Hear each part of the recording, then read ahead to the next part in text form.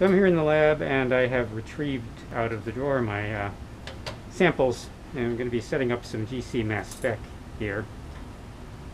These samples will be good concentration for TLC, but they're probably too concentrated for GCMS spec. So in all cases, I'm going to dilute them a little bit. The tranexamic acid and ethyl acetate, we got pretty good transfer, so most of the solid was scraped out. So there's only about 25 milligrams in here. So I'm probably going to do about a 3-to-1 dilution for this one. I'm just going to pipette out enough material there and fill that up to the first line and save the rest for TLC.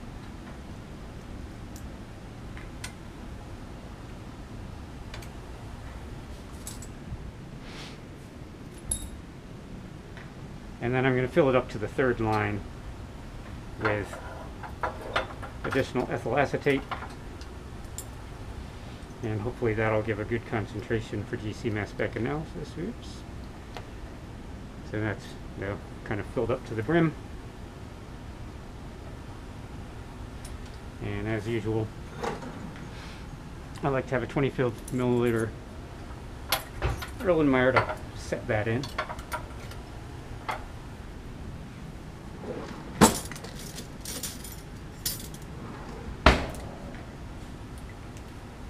And we will label that TCA for tranexamic acid. So there's a mass spec sample. For the vanillin, it's quite a bit more concentrated because it got sticky, and so it was much harder to scrape that out. So for the vanillin, I'm going to want to do a greater dilution. So instead of filling that up to the third line, or to that bottom line, I'm just going to take about 5 drops. It's about 20 drops per milliliter.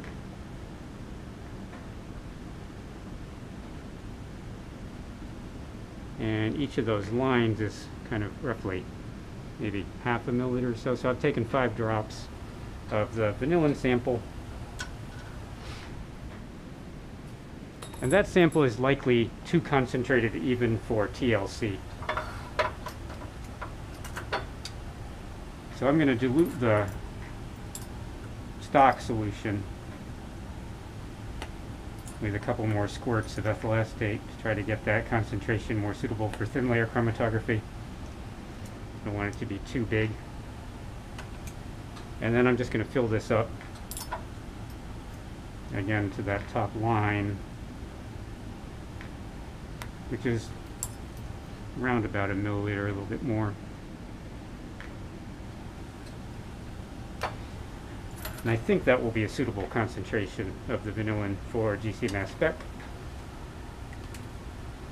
I'm going to put a big V on there. You don't want to put labels on these because sometimes the labels get stuck in the automatic sampler and cause some major issues with the instrument.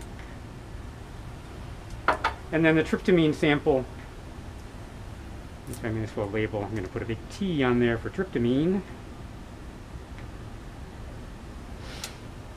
The tryptamine sample, I didn't have a whole lot on the bottom, so it's probably not too concentrated for GCMS spec.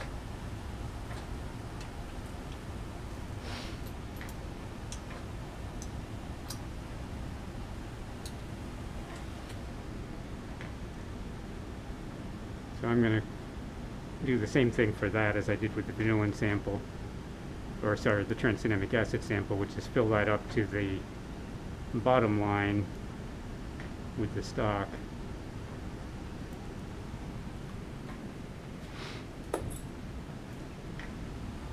And it's probably already the right concentration for TLC. Like the inner part of the cap fell out. And then I'm going to fill that vial up to the top line with ethanol.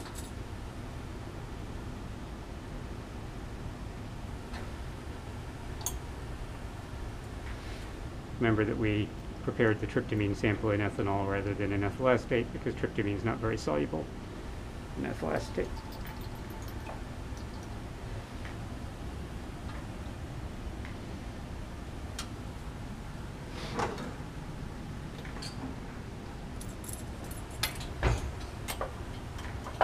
that pipette was for ethanol. It's actually labeled E. That one's for ethyl acetate, in case I need them again. And now I've got my 4 vials ready for GCMS back. These will be for TLC sample. So I've got my mixture, my tranexamic acid, my vanillin, and my tryptamine, hopefully all at reasonable concentrations. The mixture has gone a little bit yellow over time, and it may be a little bit too concentrated, hard to say. But I don't really mind, since that's mainly just to identify retention times. So we're going to take these 4 samples, and we're going to go over to the instrument room and set up some GCMS spec to run. So the GCMS spec instrument has a gas chromatograph here where the column is in an oven, and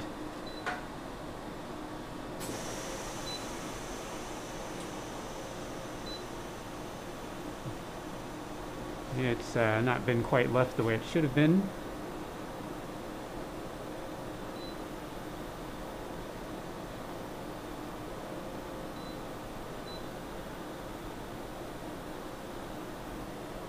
Hopefully that doesn't mean bad things.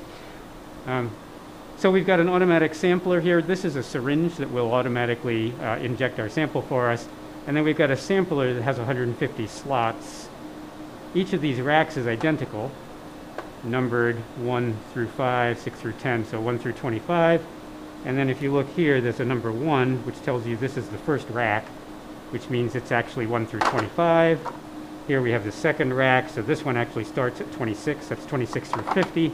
The third rack will be 51 through 75. Fourth rack will be 76 through 100, etc. 101 to 125, and then this last rack goes to 150. So I'm going to put my mixture in number 1, and then I'm going to put my vanillin in number 2, my tranexamic acid in number 3, and my tryptamine in number 4. And I'll need to tell the software where I put those. I'm going to check to make sure that my washing solvent, it washes with methanol, and it washes with dichloromethane, and it washes with acetonitrile. All of those have sample in them, so they're ready to go. I'm going to check my pressure here at 80 psi, so that's ready to go.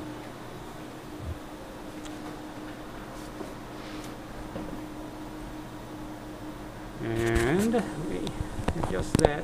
Hopefully this is now pointing at the screen, so you'll be able to see what I'm doing. And a close out of whatever someone was doing in here before me.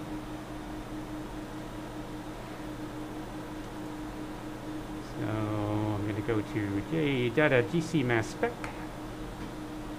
kind of the default folder. And this is the post-run analysis program. I don't need that for now. I need the real-time analysis program.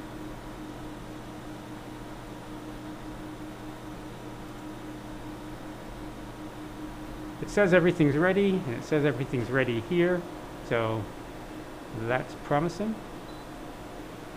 And I have it on low flow right now, so you'll see the column flow is 0.5 milliliters per minute, and the split ratio is 5. So we only have a total flow of 3 milliliters per minute. That's to save gas. It will be much larger than that when we start running. So the method is called extraction 2020, right? And there's a whole bunch of different conditions here. So the auto sampler, that's the AOC 20I, that's the injector, plus S, that's the sampler, that's the rack. I'm going to wash with solvent before I run 3 times. And if you look at the advanced tab, it's washing with A, B, and C, so methanol and dichloromethane and acetonitrile. It's only going down to 5 millimeters above the bottom of the vial, which prevents it from sucking up any solid that might be there. It's going to pump twice to, fill the syringe with your sample and get rid of air. So that's all fairly standard. It's going to rinse it a couple of times with the sample, right? The GC, right? We've got a column over in temperature of 110. That's where we're starting. The injection port is at 280, so that should instantly vaporize everything. And then down here we've got the column program. Right? It starts at 110, but then it ramps very quickly at 35 degrees C per minute until it hits 180. And then it ramps even faster for 50 degrees peak per minute until it hits 240, at which point it holds for 2.8 minutes. So you can see this graph shows you that the temperature is rapidly rising, and then really rapidly rising, and then holding at that higher temperature. Right? 240 final temperature is pretty reasonable. The column actually has an upper limit of about 360. We don't want to heat it hotter than that. So it's a 6-minute total run, and I'm going to set it up as a batch file so that it runs all 4 samples one after the other, and I can go away and do something else while I'm waiting for that. The column is an SHRXI 5 SIL MS. The MS stands for mass spec. RX stands for ResTech, which is the company that makes it. And this 5 is the key number. That 5 means that the column is 5% diphenyl and 95% dimethyl polysiloxane. You made 100% dimethyl polysiloxane in the Silly Putty lab in Chemistry 111. So this is just 5 out of every 100 of those silicons. Instead of having 2 CH3 groups on it, they have 2 phenyl rings on it. It makes it just a little bit more polar. It's 30 meters long. It's got a diameter of 0.25 millimeter inner diameter, so it's a thin glass capillary.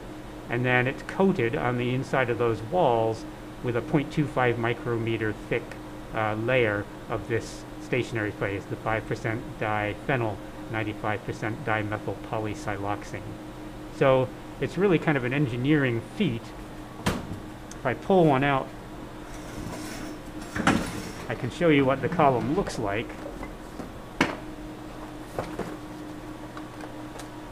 It's a glass capillary, just wound around, so 30 meters long, and then you can see that it's really thin, and you take a magnifying glass to be able to see the inner diameter. So that's the column, and it's sitting there in the oven at 110 degrees right now. So all these compounds are volatile enough, fortunately, to be vaporized and pass through the gas chromatograph onto our mass selective detector. And then our mass selective detector, the interface temperature is at 280 and the ion source is at 200. We're not even going to start collecting. We're going to have the detector off for the first 2 minutes because that's where the solvent will come out, and that would swamp the detector. And then we're just going to record from 2.5 to 6 minutes because we know our samples will come off in that range. So I'm going to set up a batch file by clicking on Batch Table, and then I will simply go to the File menu and say I want a new batch file. Right? So there's the template.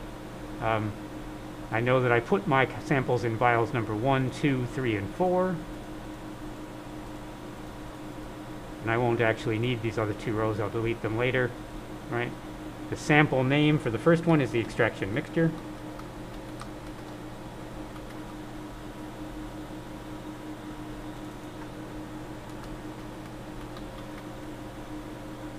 If I can spell it right.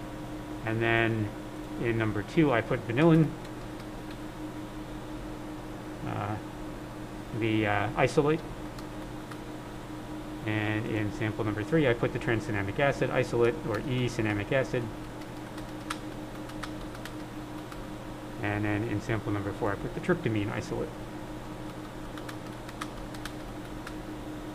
I have to give each one a data file. So I click on the arrow, and I'm going to put that in my folder. I've got a 2020 fall lab folder, and then the extraction lab. And I'm just going to create a new folder in here that is titled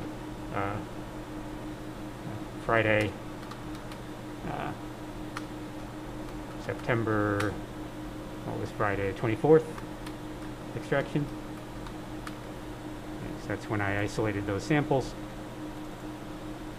And then my file name will be mixture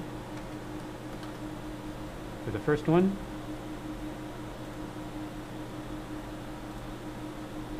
And I can actually save myself a little time here by going to the select project here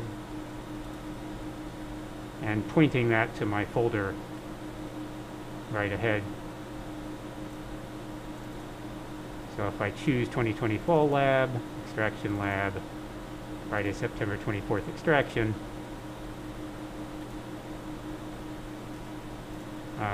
then I'll be able to access those files directly. Let me 2024 lab, production lab, and this one is vanillin.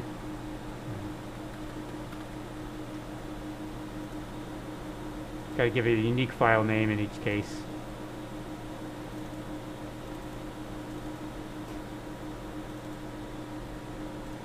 Cinnamic acid.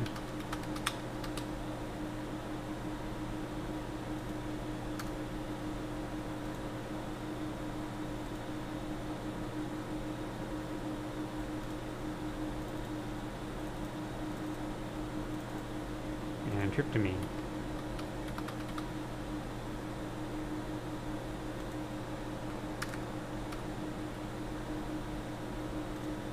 So I've got a unique file name for each of my files.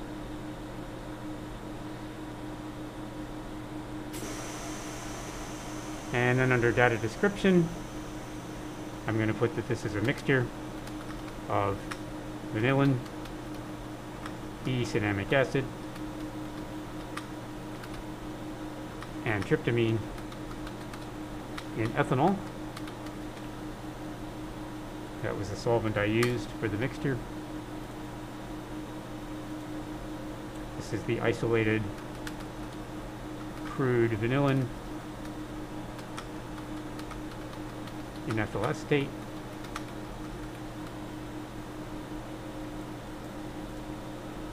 This one is the isolated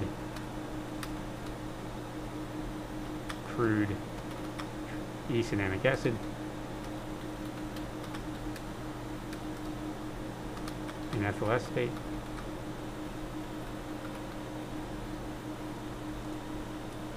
And this one is the isolated crude tryptamine in ethanol. The injection volume will be 0.5 microliters for each of them, that's correct.